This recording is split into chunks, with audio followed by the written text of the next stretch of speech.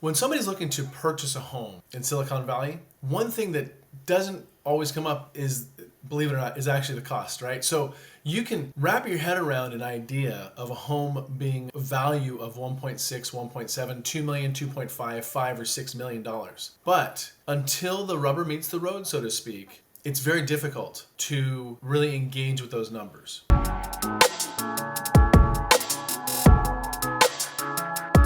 I was speaking with somebody the other day, and we'll use 15074 McVeigh Avenue, a home that I recently sold. It's currently in contract, but we're going to use the estimate or the Zillow estimate, the Zestimate of the value of that home for argument's sake and for example purpose. And so it is saying the Zestimate is 1.7. So based on 1.7, when somebody's purchasing a home here in Silicon Valley, coming into this area, or just going from a rental into a home or buying up, whatever it might be, whatever the scenario is, as an investor, what are they looking to invest at? How much are they looking to purchase at? And so the Zestimate, if you were to have that mortgage, is a little over $8,000.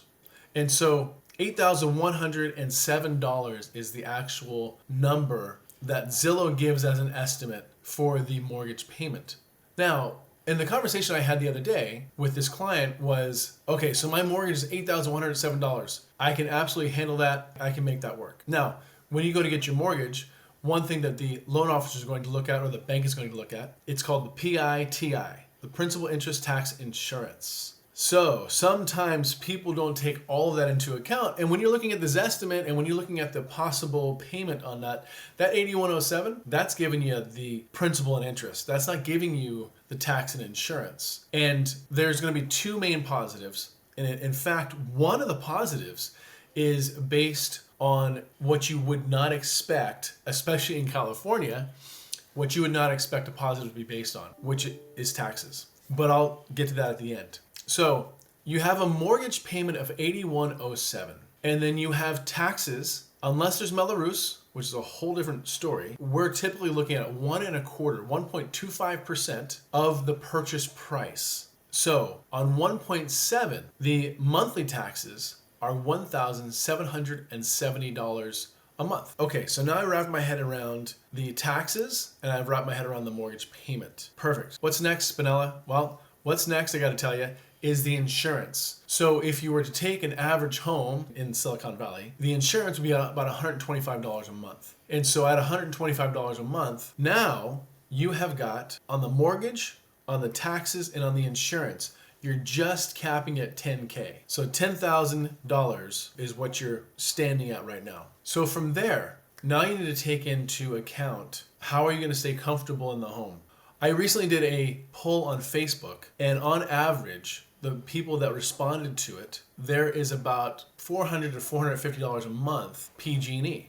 If you have solar, that does help, but on average, you're looking at $400 to $450 a month. One more thing, even when you're living in the home, you gotta eat. And so in California, if you're looking at the restaurants, the staff, they're typically starting around $20 an hour.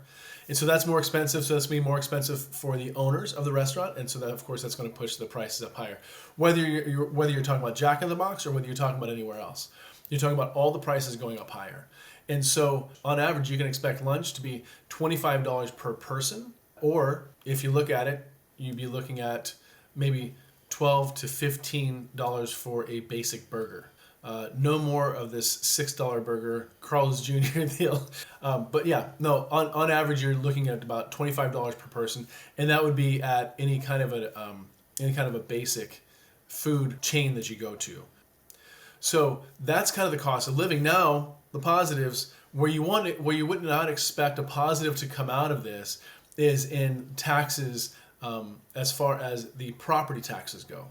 So talk to your CPA. But there are benefits to paying your interest and paying your property tax. That's just one thing.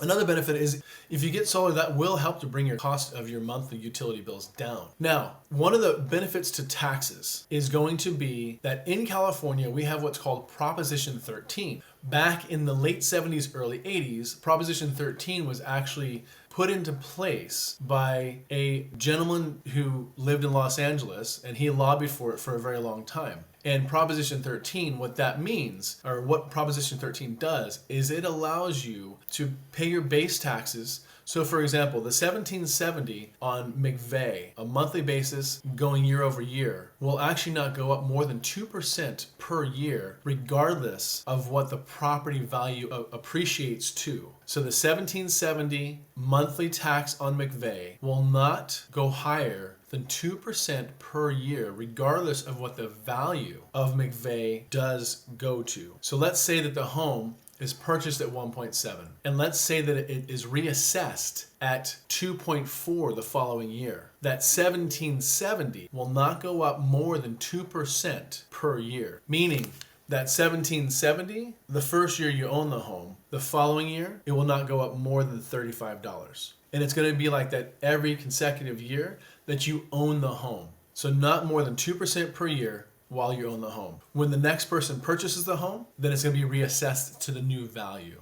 If you have any questions, give me a call. Phone number is 408-393-9294. Take care.